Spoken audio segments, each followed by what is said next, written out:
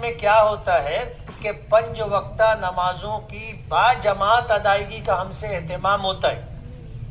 امامت معمولی خدمت نہیں ہے، بہت مشکل کام ہے.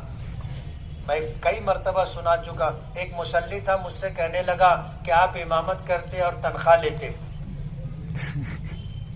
آپ اگر امام نہیں رہتے تو بھی تو آپ کو نماز پڑھنی پڑتی نا، تو جو نماز آپ پڑھتے وہی نماز آپ بجائے چھٹائی کے مصلی پر پڑھ لیے تو آپ پگار لیں گے کیا؟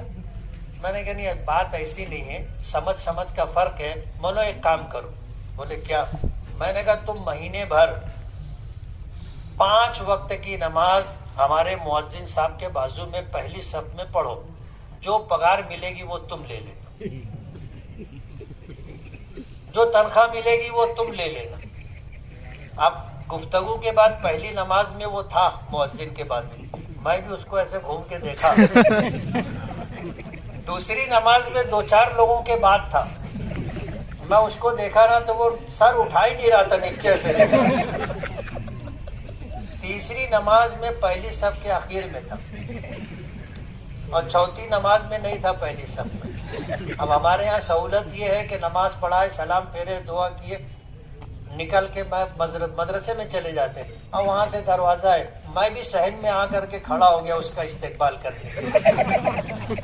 وہ آیا، بولے بہت مشکل کام ہے مفتی صاحب، میں گولڈن نگر میں رہوں، یا ایسا ہی موقع معلوم پڑا، میں بھاگت آؤ، پہلی سب بھر گئی. اب تو رہا کہاں بولنا، بولے کم پگار دے.